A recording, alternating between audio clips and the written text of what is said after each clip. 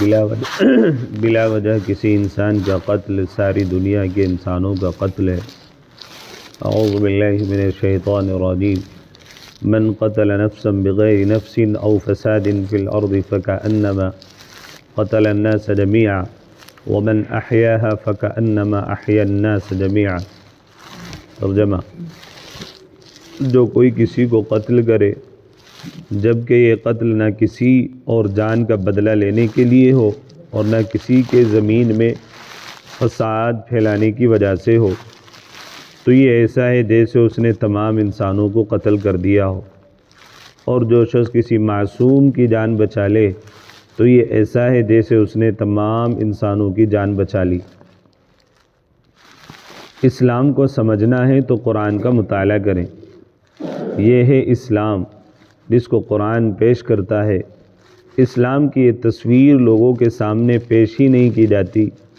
لوگوں کے سامنے دہشت گردی اور فساد کو اسلام کا نام دے کر پیش کیا جاتا ہے۔ اسلام کو سمجھنے کے لیے علماء کی رہنمائی میں قرآن کو پڑھیں۔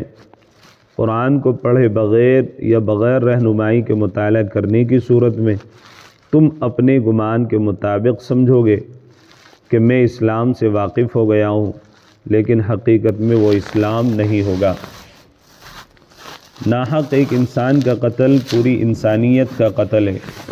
اسلام کہتا ہے کہ بلا وجہ کسی انسان کو قتل کرنا پوری انسانیت کو قتل کرنے کے مترادف ہے۔ اس میں یہ بھی نہیں کہا گیا کہ مسلمان کو قتل نہیں کرتا یا جاننے والے کو قتل نہیں کرنا، بلکہ علی الاطلاق الناس کا لفظ استعمال کیا گیا، جس کا مطلب لوگ ہیں، چاہے کسی بھی مسلک اور مذہب کا ماننے والا ہو۔ یہ ہے اسلام کی رواداری۔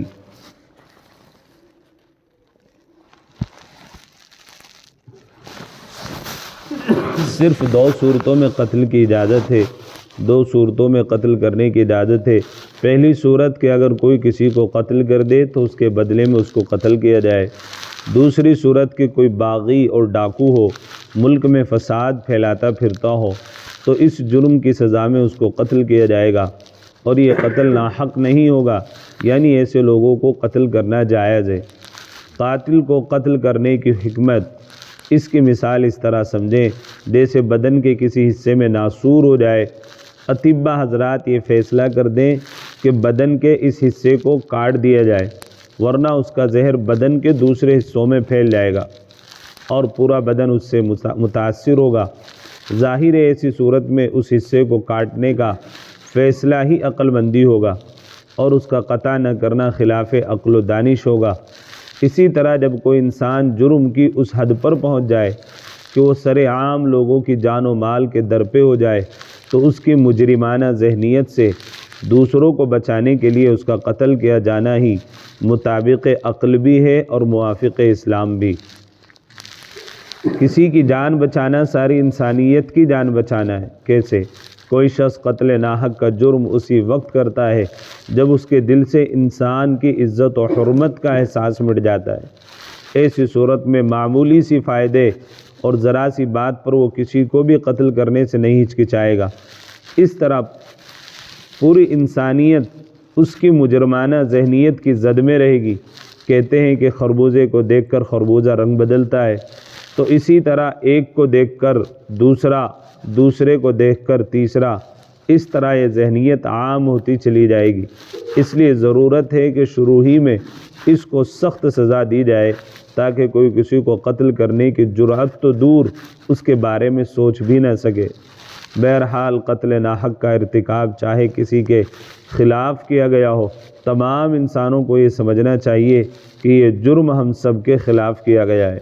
اسی لیے کسی کا ناحق قتل ساری انسانیت کا قتل ہے، اور کسی معصوم کی جان بچانا گویا ساری انسانیت کی جان بچانا ہے۔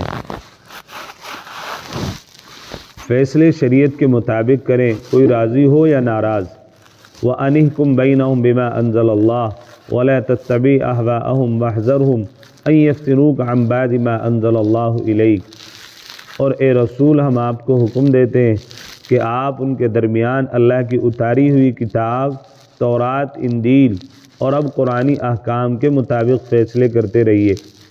ان کی خواہشات کی پیروی نہ کیجیے اور ان سے بچ کر رہیے کہ کہیں یہ آپ کو آپ کی طرف اتارے گئے بعض احکام الہی سے نہ ہٹا دیں۔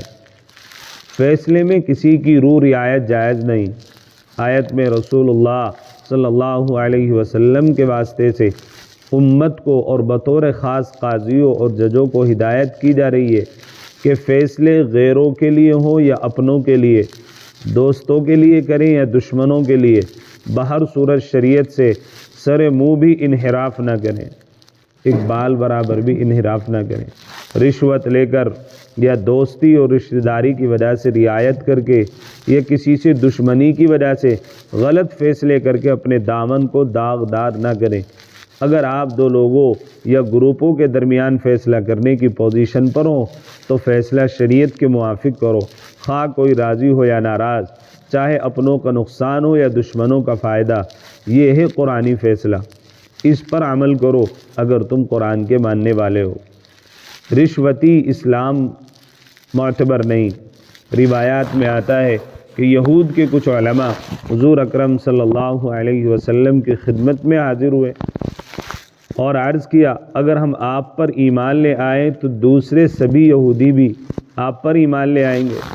ظاہر ہے رسول اللہ صلی اللہ علیہ وسلم کے لیے یہ بہترین آفر تھا۔ آپ صلی اللہ علیہ وسلم تو شب و روز اسی تگ و دو میں رہتے تھے کہ کسی طرح لوگ ایمان لے آئیں۔ بہرحال علماء یہود نے کہا، ہماری ایک شرط ہے کہ ہمارے اور کچھ لوگوں کے درمیان ایک جھگڑا ہے، ہم ان کو آپ کے یہاں فیصلے کے لیے لاتے ہیں، آپ ان کے خلاف اور ہمارے حق میں فیصلہ کر دیں تو ہم آپ پر ایمان لے آئیں گے۔ سیدنا رسول اللہ صلی اللہ علیہ وسلم جو ان کے ایمان کے شدید خواہش مند تھے، پھر بھی اس آفر کو ٹھکرا دیا۔ اس موقع پر یہ آیت نازل ہوئی کہ چاہے وہ کچھ بھی لالچ دیں، آپ کو غلط فیصلہ نہیں کرنا ہے۔ آپ کے غلط فیصلے پر اگر وہ ایمان لاتے بھی ہیں تو یہ رشوتی اسلام ہوگا، اور ایسے اسلام کی ہمیں ضرورت نہیں۔ جس کی لاٹھی اس کی بھینس۔ ہمارے یہاں ایک کہاوت ہے کہ جس کی لاٹھی اس کی بھینس۔ اس کا مطلب یہ ہے قاعدہ قانون کچھ نہیں، بس جس کا بس چلے وہ ہتھیا لے، جس کے بازو میں قوت ہو وہ چھین لے۔ اسی طرح یہود اپنے فیصلوں کو اپنی مرضی کے مطابق نپٹانا پسند کرتے تھے۔ اگر کوئی غریب آدمی جرم کرتا تو اس کو سزا دی جاتی، جبکہ وہی جرم کوئی صاحب حیثیت اور بڑا آدمی کرتا تو اس کو بچانے کے لیے اپنی طرف سے کوئی ہلکی سی سزا تجویز کر لیتے تھے۔ دور حاضر کے نام نہاد مسلمان بھی جاہلیت کے فیصلوں پر راضی ہیں۔ آج یہی حال ان لوگوں کا ہے جو مسلمان ہونے کے دعوے دار ہیں اور حکومتی عہدوں پر براجمان ہیں، اور نہ صرف وہ لوگ جن کو حکومت میں کچھ عمل دخل ہے، بلکہ عوام بھی شریعت کے فیصلوں سے راضی نہیں ہیں۔ جب ان سے کہا جاتا ہے کہ اپنے جھگڑوں کو، اپنے معاملات کو شریعت کے مطابق حل کریں، اپنے ملک اور اپنے علاقوں یا کم سے کم اپنے خاندانوں اور گھروں میں قرآنی احکام کو نافذ کریں اور اسی کے مطابق فیصلہ کریں، تو کانوں پر ہاتھ دھرتے ہیں، مقدمہ لڑاتے ہیں، برسوں کیس چلتے ہیں جس میں اللہ کی نافرمانی کے ساتھ ساتھ جان، مال اور وقت کا بھی ضیاع ہے۔ دونوں طرف کے وکیل فیس کھاتے رہتے ہیں، تاریخ پر تاریخ ملتی رہتی ہے۔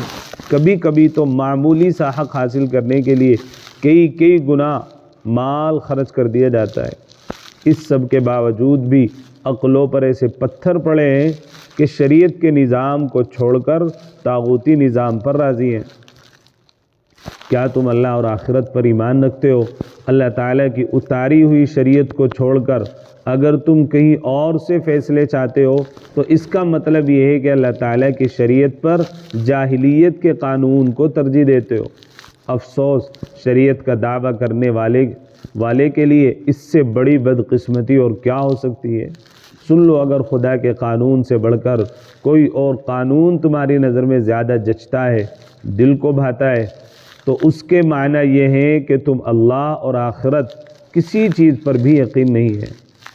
حرام کھانے والے نہیں چاہتے اسلامی قانون لاگو ہو۔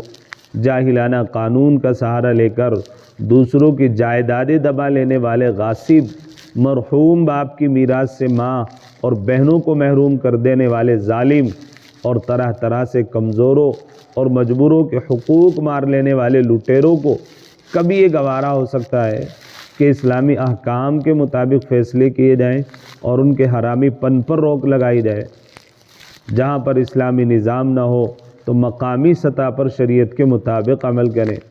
ملک ہندوستان میں تو حکومت کی طرف سے بہت سارے مسائل وہ ہیں جن میں مسلمانوں کو اختیار ہے کہ وہ اپنے مسائل کو شریعت کی روشنی میں حل کر سکتے ہیں، جس کو مسلم پرسنل لاء کہتے ہیں۔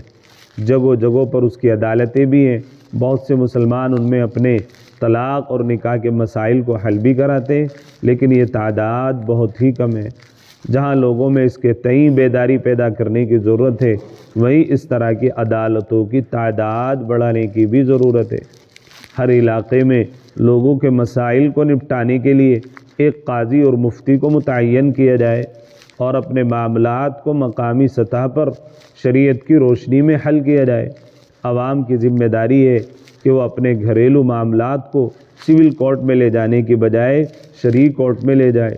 علماء مفتیان کرام کے سامنے اپنے مسئلوں کو پیش کریں، اس سے حکومت کا بوجھ کم ہوتا ہے اور فیصلے بھی شریعت کے مطابق ہوتے ہیں۔ مسلم پرسنل لاء بورڈ کے دارالقضاء بہت ساری جگہ قائم ہے، ہمارے علاقے میں نہیں۔ علماء سے سنا بھی ہے، تمل ناڈو کے کنارے پر ایک گاؤں ہے، حکومت نے وہاں پر ایک چوکی بنائی۔ چوکی بنانے کے بعد 2 سال تک وہاں کوئی آدمی اپنا مقدمہ لے کر کے نہیں آیا کہ میرا کسی سے جھگڑا ہے یا میرا کسی نے مال دبا لیا۔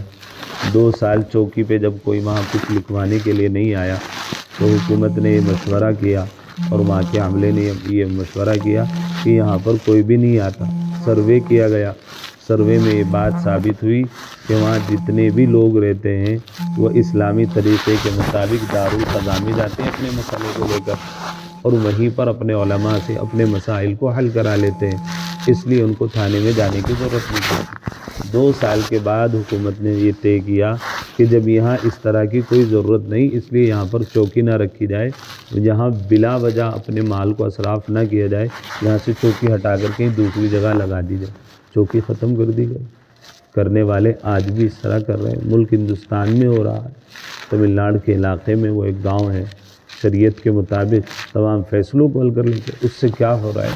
حکومت کا بھی فائدہ ہے۔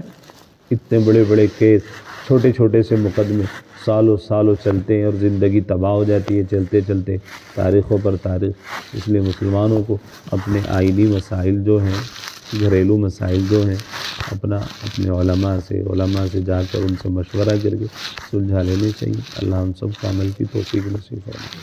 سبحان اللہ۔